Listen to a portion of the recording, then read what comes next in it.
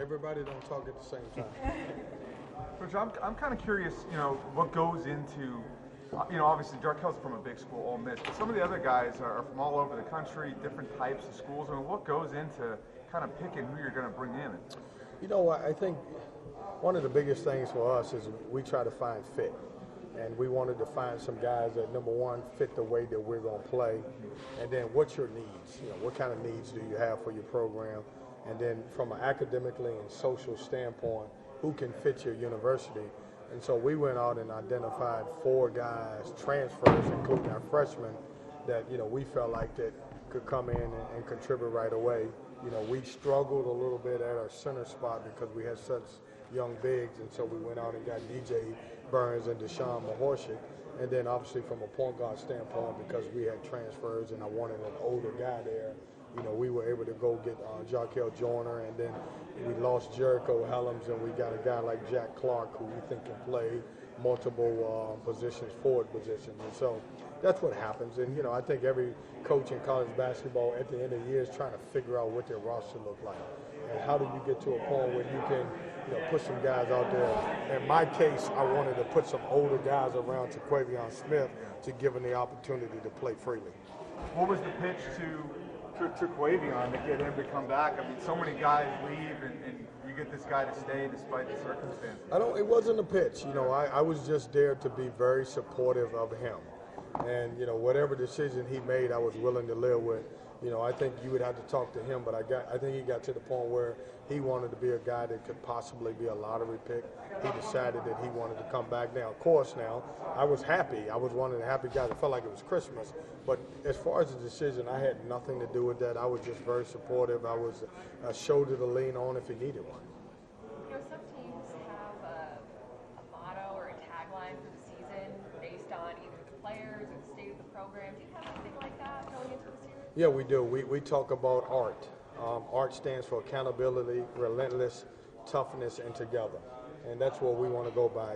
So when you see ART for us, ARTT, accountability, relentless, toughness, and together. And that's what we talk about. We talk about when you're having success, that's what we want to go by. When you're struggling at times or you're going through some adversity throughout a game, that's what we want to be.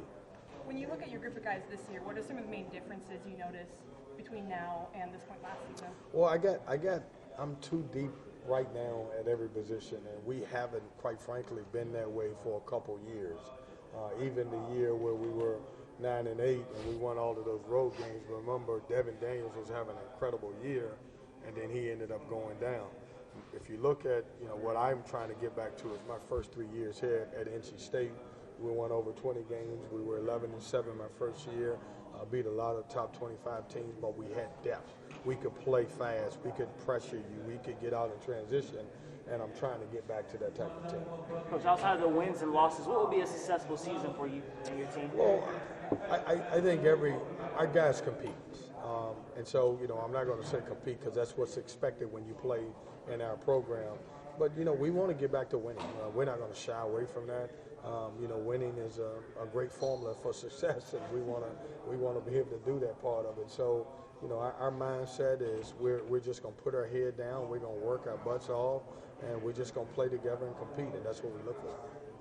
How have you seen Taquavion improve? Well, he's matured, and a lot of that, I would contribute that from, number one, he's matured because he's a sophomore. A lot of times freshmen become sophomores and they become good players.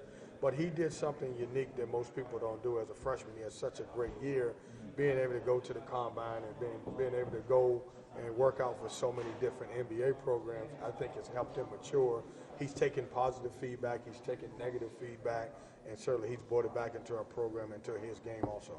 Was he always, seemed like he was still streaky as a shooter, like his percentages look great. I mean, how do you kind of work with him on picking his spots? Yeah, somebody else said that, and I always tell people I kind of disagree, and here's why.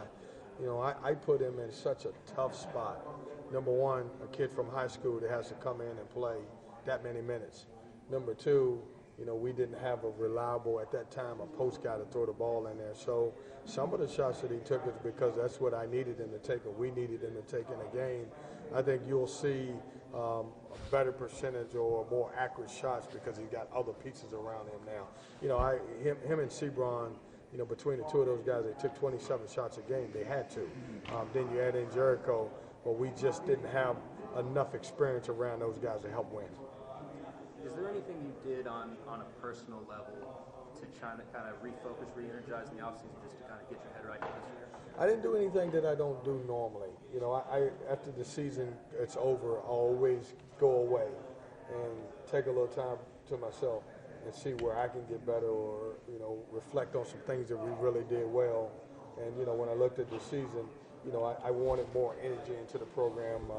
You know, I wanted more experience into the program. And, you know, we were able to go out and get the 4 transfers, and then we were able to make some adjustments with our staff and bring a little bit more energy. And none of that's a knock to the players that we had prior or our staff, but, you know, obviously we wanted to make some changes. Hey, Coach, what message do you have for Wolfpack Nation? Well, hey, be patient, and I know that's not always necessarily what people want to hear, but I like our program. We've had some really good summers by going to Bahamas. We also, you know, have had, you know, 10 practices, you know, leading up to the Bahamas. We've had some adversity. Our chemistry is really good. We have depth. Just forget about last year. Really forget about last year and concentrate on the previous 3 or 4 years where we had a lot of success. When you look at some of state's programs, whether it's football or women's basketball,